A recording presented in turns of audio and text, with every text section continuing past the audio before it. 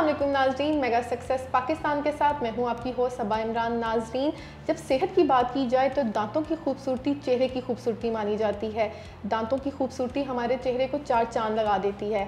और इस टाइम मेरे साथ डॉक्टर हिरा मौजूद हैं, जिनसे आज हम जानेंगे दांतों के मसाइल के बारे में, मसूड़ों के मसाइल के बारे में। अस्सलाम वालेकुम डॉक्टर हिरा। वालेकुम, क्या हाल है आपका? मैं ठीक हूँ, आप कैसे? मैं भी ठीक ठाक। डॉक्टर हिरा, मेरा सबसे पहले आपसे सवाल ये है कि दांतों की इम्पोर्टेंस के बारे में बताएं, कितनी ज़रूरी होती है दांतों की इम्पोर्टेंस? क्योंकि कुछ लोग अपना ख्याल नहीं करते, अपने पैरों का, हाथों का, अपनी स्किन केयर, बॉडी का ख्याल रखते हैं, लेकिन दांतों को वो इतनी इम्पोर्टेंस नहीं देते। तो कितनी इम्पोर्टेंस होनी चाहिए दांतों की और कितना ज़रूरी है? ठीक है, अब ये कि एक मिसकंसेप्शन है, जैसे अगर किसी को चोट लग जाती है या ज़ख्म हो जाता है तो वो खुद से हील हो जाता है, लेकिन दांतों की आपको केयर करनी पड़ती है, क्योंकि दांतों में अगर एक दफ़ा से कैविटी हो गई है कुछ तो वो कभी भी सेल्फ हीलिंग नहीं होती। वहाँ पे आपको जो भी ट्रीटमेंट होने वाला है वो करवाना पड़ता है। और दांतों की इंपॉर्टेंस ये है कि आपको एस्थेटिकली खूबसूरती में, आपके खाने पीने में, आपके बोलने में ये चीज़ें जो है वो बहुत कॉन्फिडेंस आता है। जिस तरह आप अपने आप को वेल मेंटेन रखते हैं, आपने अपने दांतों को भी उतना ही, ओरल हाइजीन को भी अच्छे से मेंटेन रखना ज़रूरी है बहुत। अच्छा डॉक्टर हिरा, जहाँ हम दांतों की बात करते हैं लेकिन हम मसूड़ों की बात करना भूल जाते हैं। मसूड़े भी एक अहम किरदार अदा करते हैं। मुझे उसके बारे में बताएं कि मैंने कुछ देखा है, मसूड़ों में ब्लीडिंग होना स्टार्ट हो जाती है, स्वेल हो जाते हैं, क्या रीज़न होती है, किस वजह से होते हैं? ठीक है, अगर आपके ये बहुत ज़रूरी है, अगर आपके मसूड़े ठीक नहीं होंगे तो आपके दांत भी उसी तरह से ठीक नहीं होंगे। तो दांतों की हेल्थ के लिए सबसे पहले आपने मसूड़ों की अच्छी सही होने चाहिए आपके। तो जो ये ठंडा गर्म लगना, मसूड़ों से खून आना, ये होता है गम्स में इन्फेक्शन होने की वजह से। इसका ये है कि आप प्रॉपर अपने डेंटिस्ट को जाके चेक करवाते हैं और उसके अकॉर्डिंगली उसका ट्रीटमेंट होता है। या कुछ लोगों में हार्मोनल इश्यूज़ की वजह से भी होता है, कुछ लोग कुछ मेडिसिन जो हैं उस तो डिफरेंट कॉजेज़ होती हैं गम्स की, स्वेलिंग गम्स की। ठीक है, मुझे ये बताएं कि स्मोकिंग जो लोग करते हैं, कॉफ़ी चाय से, इनसे आपके दांत ब्लैक हो जाते हैं? जी बिल्कुल, जो कॉफ़ी है और जो सिगरेट है ये स्टेनिंग कर देते हैं दांतों पे, स्टेनिंग कर देते हैं, और ये गम्स पे भी स्टेनिंग हो जाती है। इसकी वजह से गम्स भी आपने देखा होगा ब्लैकिश होना शुरू हो जाते हैं। तो वो ये है कि ये चीज़ें कम से कम यूज़ करें और अपनी जितना ज़्यादा ये चीज़ों के साथ अपने दांतों की सफाई रखेंगे ना, उतना ज़्यादा है कि ये स्टेनिंग नहीं होगा और दांत सही रहेंगे। ठीक है, आपने सफाई की बात की तो हम स्केलिंग पे आते हैं। मुझे उसके बारे में बताएं कि कितनी एक हेल्दी इंसान को ज़रूरी है उसके लिए स्केलिंग? जो रिकमेंडेड है वो एवरी 6 to 8 मंथ्स या 1 ईयर के बाद रिकमेंडेड है कि हर किसी को करवानी चाहिए।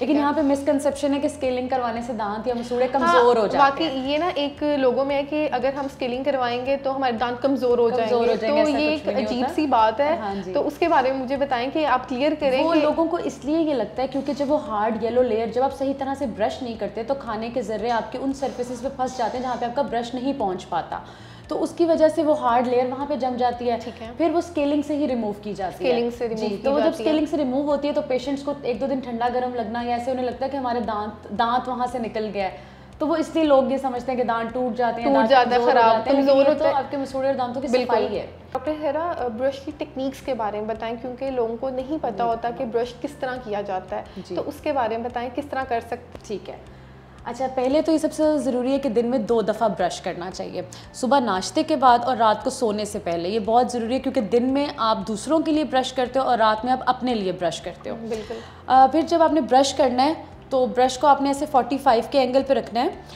मसूड़ों के और दांतों के दरमियान में यहाँ, और ऊपर से नीचे की तरफ, ऊपर से नीचे की तरफ, ऊपर से नीचे की तरफ, ठीक है, ये इस तरह से। और आपने हर सरफेस पे 10 to 20 काउंट करना है। अच्छा, ठीक है, क्योंकि आपने टोटल 1 से 2 मिनट में पूरा ब्रश करना होता है।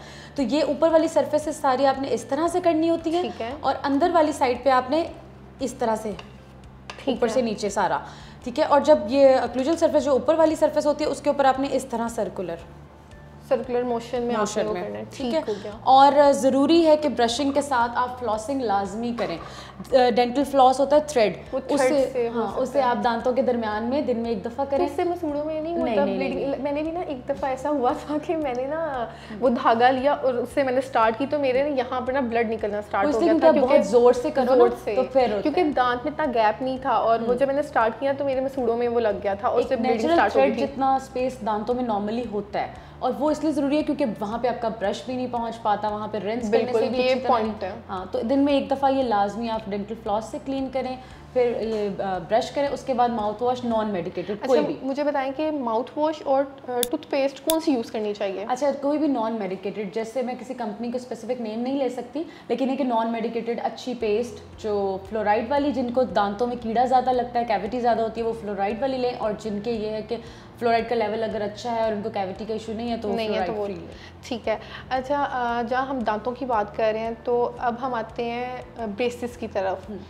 हम ब्रेसेस की बात करें, कुछ लोगों के दांत बाहर की तरफ होते हैं और टेढ़े होते हैं, उनके बारे में वो किस तरह होते हैं, क्या रीज़न होती है इस तरह दांत हो जाते हैं? अच्छा, ऐसे कि जब बच्चे ग्रोइंग एज में होते हैं तो कुछ बच्चों का जॉ का साइज़ छोटा होता है, कुछ के दांत टेढ़े मेढ़े आते हैं, बहुत सारी रीजंस होती हैं, जेनेटिक इश्यूज़ हैं, या कुछ बच्चों की हैबिट्स ऐसी हैं, कुछ लोग अंगूठा थंब सकिंग करते हैं या फीडर बहुत देर तक करते हैं, तो ये बहुत सारी रीजन है जिसकी वजह से दांत टेढ़े मेढ़े आना शुरू हो जाते हैं।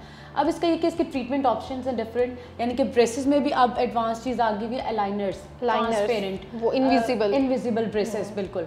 तो वो ये कि फिर आप वो जो जिसका भी ट्रीटमेंट होने वाला था उसको देखा जाता है, इंप्रेशन लिया जाता है, पिक्चर्स, फिर उसके बाद हम ट्रीटमेंट प्लान बनाते हैं कि ब्रेसेस लगेंगे, लाइनर्स लगेंगे या कोई और ट्रीटमेंट ऑप्शन अवेलेबल है। ठीक है, तो मुझे बताएं कि किस एज में लगवाने चाहिए ब्रेसेस और इफेक्टिव होते हैं? अच्छा, वैसे तो रिकमेंडेड एज जो है वो 12 to 16, ठीक है, ये वाली एज है, क्योंकि इसमें परमानेंट दांत आ रहे होते हैं, तो ये आइडियल एज है। लेकिन अलाइनर्स के लिए कोई स्पेसिफिक एज नहीं है, अलाइनर्स के लिए। और कितने टाइम ड्यूरेशन क्या होता है अलाइनर्स का? ये डिपेंड करता है ट्रीटमेंट प्लान पे कि 6 months है, 1 साल है, 1.5 साल है। और दूसरा ये कि अगर आपके दांत टेढ़े मेढ़े होते हैं तो आप उनकी सफाई भी अच्छे से नहीं कर सकते। बिल्कुल ऐसे वो सबसे ज़्यादा मुश्किल होता है कि आप अपनी ओरल हाइजीन भी मेंटेन कर सको, तो इसलिए भी बहुत ज़रूरी है कि अगर आपके बहुत ज़्यादा मैल ओक्लूजन है तो उसको सही। डॉक्टर हिरा, ऐसा होता है कि ब्रेसिस के बाद जब दांत ठीक हो जाता है और ब्रेसिस उतरने के बाद दांत दोबारा से अपनी कंडीशन में आना स्टार्ट हो जाते हैं, कुछ लोग कहते हैं ऐसा होता है, आप बताएं ऐसा है? जो पेशेंट्स हैं ना वो उस तरह से डॉक्टर्स के पास ट्रीटमेंट के लिए टाइम पे नहीं जा रहे हैं, या अगर ब्रेसेस लगवाएं और आपका ट्रीटमेंट टाइम पूरा हो गया तो उसके बाद आपने रिटेनर्स नहीं लगवाए, अगर रिटेनर्स क्या होते हैं? रिटेनर्स होते हैं ब्रेसेस उतरने के बाद, जैसे अलाइनर्स है ट्रांसपेरेंट प्लेट, उसी तरह रिटेनर्स बना दिए जाते हैं, वो आपको स्पेसिफिक टाइम के लिए पहनने पड़ते हैं, कुछ आवर्स, 6 months, 3 months, जितना आपका डेंटिस्ट रिकमेंड करता है। वो नहीं पहनते तो वो फिक्स पोजीशन में रखते हैं दांतों को, जो आप ब्रेसेस सेट कर देते हैं जिस पोजीशन में, उस पोजीशन में रिटेनर्स जो हैं उसको रखते हैं, वो पहनना मस्ट होते हैं। तो लाइफ टाइम के लिए ये नहीं, लाइफ टाइम के लिए कुछ स्पेसिफिक मंथ्स के लिए होता है। ठीक है, और वो ठीक हो जाते हैं दांत, बिल्कुल परफेक्ट हो जाते हैं जैसे हम चाहते हैं। जी, मुझे बताएं कि जैसे कि हम बात कर रहे थे दांतों के बारे में, तो लोग अपना वैसे तो बहुत ख्याल रखते हैं, लेकिन दांतों का ख्याल नहीं रखते। कुछ लोग अपनी स्किन केयर का इतना ख्याल रखते हैं, हर चीज़ का, लेकिन दांतों को इतनी इंपॉर्टेंस देते ही नहीं है, भूल जाते हैं कि दांत भी ना हमारी शख्सियत का हिस्सा है। मसूड़ों की अगर हम बात करें, जो ठंडा गर्म हो लगता है, उसकी क्या रीज़न होती है? अच्छा, ठंडा गर्म समटाइम्स स्पेसिफिक टूथ में लगता है, उसकी रीज़न ये है कि उसका कोई ट्रीटमेंट होने वाला है, ठीक है, अगर या फिर मसूड़ों में ठंडा गर्म है तो फिर उसकी रीज़न मोस्टली जो निकलता है वो ये कि स्केलिंग होने वाली होती है, क्योंकि कैल्कुलस डिपॉजिट की वजह से। लेकिन और भी मल्टीपल रीजन हो सकते हैं, कुछ लोगों को मसूड़े दांतों को छोड़ना शुरू हो जाते हैं, जिसे गम रिसेशन कहते हैं, तो वो मल्टीपल रीजन होती हैं, लेकिन कॉमनली जो रीज़न है सेंसिटिविटी की वो यही है कि स्केलिंग होने वाली होती है, उनको कैल्कुलस डिपॉजिट। अच्छा, और एक वो भी है कि वो जो अक्ल दाढ़ होती है कि जो लास्ट पे कॉर्नर पे होती है अक्ल, इसका क्या होता है, ये कब आती है? क्योंकि कहते हैं कि आप बड़े भी हो जाओ तब भी आ जाती है। मेरे अभी 1 साल पहले मेरे आई थी यहाँ पर, और वो स्वेल हो गई थी, तो डेंटिस्ट ने ये किया था कि इसके बगैर उस पर कट लगा दिया था, जिस वजह से मेरा ये सारा चीज़ें, मतलब लाइक जो मेरे दांत थे वो ख़राब हो गए थे। तो इसके बारे में बताइए, ये कब आती है, क्यों आती है, किस एज में आती है? ठीक है, ये है कि ये पहले तो यूज़ होती थी खाने में, लेकिन अब ये जो है ना अब ये यूज़ नहीं होती। जैसे जिस तरह हमारा अपेंडिक्स है, जब तक ये आपको इरिटेट नहीं करता इसको आप कुछ ट्रीटमेंट नहीं रिक्वायर्ड। जब ये आपको दांत इरिटेट करने लग जाए, ये पेन कर रहा है या केरियस है कुछ, तो उसको ट्रीटमेंट यही है कि उसको एक्सट्रैक्ट कर देना चाहिए, उसको निकाल देना चाहिए। अच्छा, उसको निकलवा देते हैं। और तो अच्छा, ये निकल जाता है, लेकिन अगर ये अंदर ही हो, स्किन के अंदर हो, तो फिर उसका क्या क्राइटेरिया? वो यही है कि अगर ये आपको बोन के अंदर भी समटाइम्स अगले टूथ को डैमेज कर रहा होता है, तो वो आपको एक्सरे पे देके डेंटिस्ट गाइड करता है कि अगले टूथ को डैमेज कर रहा है, तो अब इसको एक्सट्रैक्शन की ज़रूरत है या नहीं है। इस तरह से ये एकदम नहीं निकलता, ये कुछ टाइम के लिए निकलता है, कुछ मंथ्स आपको कुछ दिन पेन रहेगा, स्वेलिंग होगी, फिर ये ठीक हो जाएगा, फिर कुछ मंथ्स के बाद फिर इस तरह से, तो ये इस तरह से इरप्ट होता है। जो दांत की दर्द होती है वो वाकई में बहुत स्वेयर किस्म की होती है, क्योंकि मुझे आइडिया नहीं था, लेकिन जब से मेरी अक्ल दाढ़ निकल रही है ना, लेकिन अक्ल पता नहीं कब आनी तो अक्ल दाढ़ निकल रही है, उस वजह से मुझे इतनी स्वेलिंग होती है, लेकिन वो बाहर नहीं आ रही, वो अंदर ही है। तो ये स्वेलिंग होती है, उस पर कट लगाना पड़ता है, तो ये बड़ा ना एक वो ये कि एक्सरे करवा के देखना पड़ेगा। अगर तो वो साथ वाले दांत को डैमेज नहीं कर रहे तो फिर इट्स ओके, अगर वो ठीक जगह पे आपकी नर्व को डैमेज नहीं कर रही तो उसको रिमूव करवाने की जरूरत नहीं है। लेकिन अगर वो डैमेज कर रही है या बार बार इस तरह से, तो फिर आपको उसको रिमूव करवाना पड़ेगा। अच्छा डॉक्टर हिरा, मुझे बताएं, कुछ लोगों के दांत खुद निकल जाते हैं, कुछ लोग डेंटिस्ट के पास जाते हैं और दांत निकलवाते हैं, उसका क्या ट्रीटमेंट है? अच्छा, ऐसा है कि जो खुद से कहते हैं ना कि हमारे यहाँ पे दांत निकल गया हुआ है और हमने रिप्लेसमेंट करवानी है, तो कभी भी पूरा रूट समेत दांत खुद से नहीं गिरता। वहाँ पे जड़ होती है दांत के अंदर, हड्डी के, जो पेशेंट को नज़र नहीं आ रही होती। ऊपर से क्राउन उतर जाता है, लेकिन जड़ वहाँ पे होती है। उसके लिए ज़रूरी है कि वो डेंटिस्ट आपको देख के बताता है कि क्या इसका ट्रीटमेंट करके हम इसके ऊपर दांत लगा सकते हैं, अगर नहीं तो फिर उसको एक्सट्रैक्ट करके निकाल के फिर रिप्लेसमेंट की तरफ जाते हैं। और जो दूसरा भी आपने बताया, रिप्लेसमेंट ऑप्शंस में हमारे पास होते हैं।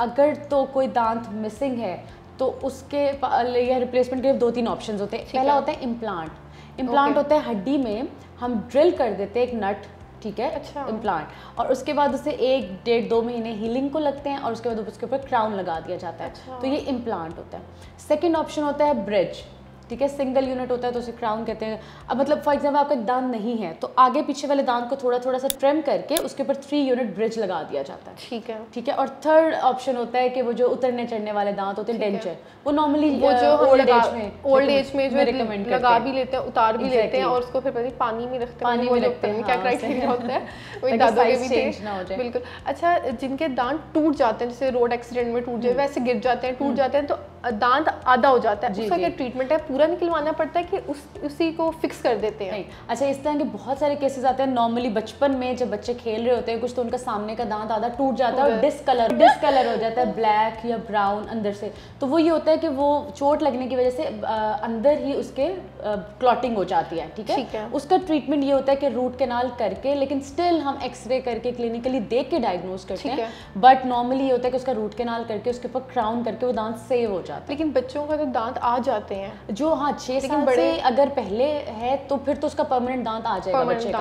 अगर परमानेंट आ गया और उसके साथ ये नॉर्मली ये होता है कि परमानेंट सामने वाला दांत जो है बच्चों का गिरने की वजह से टूट जाता है आधा, और ब्लू या ब्लैक कलर हो जाता है, डिसकलर हो जाता है, तो उसमें यही है कि हम रूट कैनाल करके उसके ऊपर उसका क्राउन लगा देते हैं। तो दांत सेव हो जाता है। दांतों में ना मैंने अक्सर देखा है फंगस भी लग जाती है, दांत ग्रीन सा, वो क्या होता है? वो वही चीज़ है जो मैं आपको पहले बता रही थी कि कैलकुलस के खाने के जरिए जब जम जाते हैं ना, और कुछ लोग स्टिल फिर भी ब्रश नहीं कर रहे, स्केलिंग भी नहीं करवा रहे, तो वो फिर जो है ग्रीन येलो बहुत जरूरी है। और वो हाँ एग्जैक्टली। ठीक है।